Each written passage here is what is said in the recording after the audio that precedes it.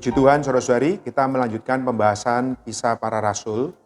Kali ini kita melihat di dalam pasal 7, kesaksian dari Stefanus sampai mati martirnya. Kita melihat bagaimana Stefanus di hadapan mahkamah agama bersaksi dengan roh yang kuat, dengan perkataan yang penuh hikmat, sehingga mereka memandang muka Stefanus, itu melihat muka Stefanus sama seperti muka seorang malaikat. Ini menunjukkan bahwa pembicaraan Stefanus dan ekspresinya itu penuh dengan roh yang kuat, penuh dengan kemuliaan Tuhan. Kita melanjutkan di dalam pasal 7, di mana Stefanus berbicara tentang zaman demi zaman. Jadi zaman yang berkelanjutan dari zaman perjanjian lama sampai kepada perjanjian baru. Maka di dalam kesaksian yang pertama, ini adalah kesaksian zaman Bapak leluhur. Di dalam Kisah Para Rasul pasal 7 ayat 2-4, jawab Stefanus, "Hai saudara-saudara dan bapak-bapak, dengarkanlah. Allah yang maha mulia telah menampakkan dirinya kepada Bapak leluhur kita Abraham ketika ia masih di Mesopotamia, sebelum ia menetap di Haran, dan berfirman kepadanya, keluarlah dari negerimu dan dari sanak saudaramu, dan pergilah ke negeri yang akan kutunjukkan kepadamu. Maka keluarlah ia dari negeri orang Kasdim, lalu menetap di Haran. Dan setelah ayahnya meninggal, Allah menyuruh dia pindah dari situ ke tanah ini, tempat kamu diam sekarang." Bahkan Stefanus di dalam menceritakan zaman Abraham, Bapak leluhur, itu Stefanus memberikan perkataan Allah yang maha mulia. Saudara-saudari, kemuliaan Allah sedemikian, inilah menjadi daya tarik yang besar bagi Abraham yang memisahkan dia dari dunia gelap kepada Allah. Puji Tuhan. Allah dengan kemuliaannya juga memanggil kita, memanggil Anda dan saya kepada kemuliaannya. Saudara-saudari, Allah memanggil Abraham sedemikian, Allah juga memanggil Anda dan saya untuk berbagian di dalam ekonomi perjanjian barunya untuk kemuliaannya. Ini yang dikatakan di dalam 2 Petrus pasal 1 ayat 3. Lalu keturunan Abraham menjadi pendatang di negeri asing, ini di Mesir ya, dan akan diperbudak dan dianiaya 400 tahun lamanya. Dan ada cerita bagaimana Abraham memperanakan Ishak, Ishak memperanakan Yakub, Yakub juga memperanakan 12 suku Israel, ya, dan zaman Bapak leluhur diakhiri dengan Yusuf yang memerintah di Mesir. Ini di dalam cerita yang cukup panjang, tetapi inilah zaman Bapak leluhur. Setelah Yusuf mati, tampillah raja lain yang memerintah di Mesir yang menganiaya bangsa Israel. Inilah cerita di dalam kitab Kejadian. Selanjutnya, kesaksian Stefanus ini mengenai zaman hukum Taurat. Di dalam Kisah Para Rasul pasal 7 ayat 20 dan ayat 22-23, pada waktu itulah Musa lahir dan ia elok di mata Allah. 3 bulan lamanya ia diasuh di rumah ayahnya. Dan Musa dididik dalam segala hikmat orang Mesir. Dan ia berkuasa dalam perkataan dan perbuatannya. Pada waktu ia berumur 40 tahun, timbullah keinginan dalam hatinya untuk mengunjungi saudara-saudaranya, yaitu orang-orang Israel. Saudara-saudari, Stefanus bersaksi lebih banyak tentang Musa untuk pembelaannya terhadap tuduhan penentang-penentangnya. Karena Stefanus dituduh seakan-akan mengubah warisan yang sudah diberikan oleh Musa. Maka Stefanus berbicara dengan tepat mengenai kronologi dari zaman hukum Taurat. Kita melihat dari penghidupan Musa, saudara-saudari. 40 tahun pertama bagi Musa adalah mendapatkan didikan di Mesir. 40 tahun yang kedua, ini Musa mendapatkan pendidikan di padang gurun sebagai gembala. Maka sesudah dia berumur 80 tahun, dia dipanggil oleh Allah, dan 40 tahun yang ketiga, Musa diutus memimpin bangsa Israel keluar dari Mesir. Menarik saudara-saudari, Musa meninggal umur 120 tahun.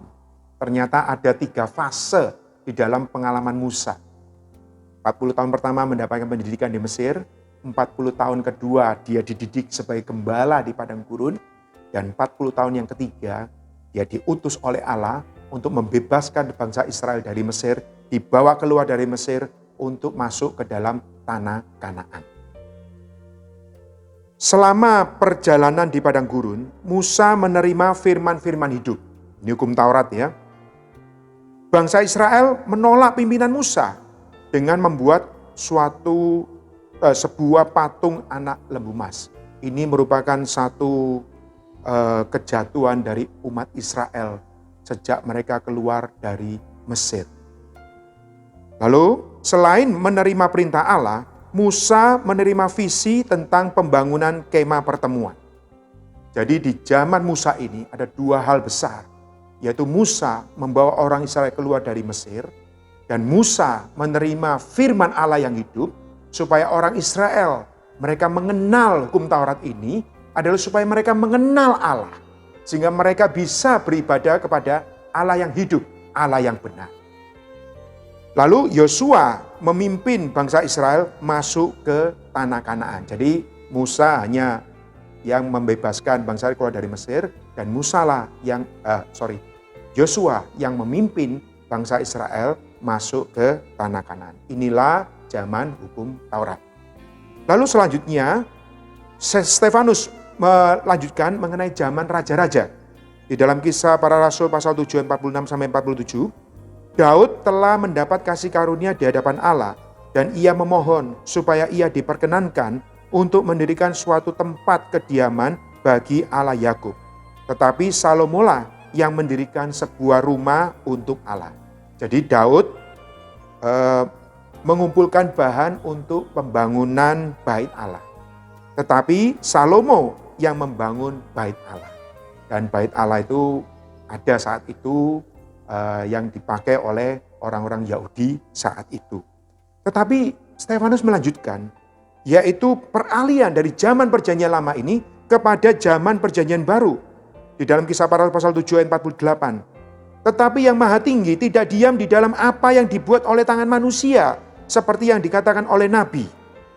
Jadi Allah akan meninggalkan bait perjanjian lama yang material dan memulai zaman yang baru, zaman perjanjian baru, supaya umatnya dapat menyembah Dia di dalam roh dan realitas. Ini yang dikatakan di dalam Yohanes pasal 4 ayat 24 yang dikatakan oleh Tuhan Yesus.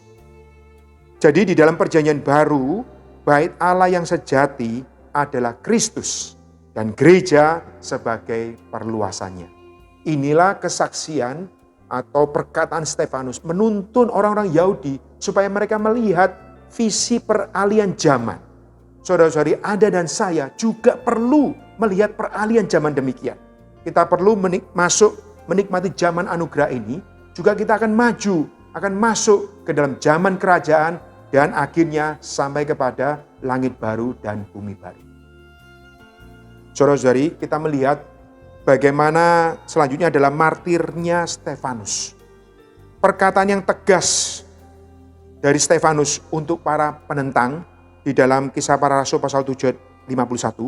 Hai orang-orang yang keras kepala dan yang tidak bersunat hati dan tuli, kamu selalu menentang Roh Kudus sama seperti nenek moyangmu.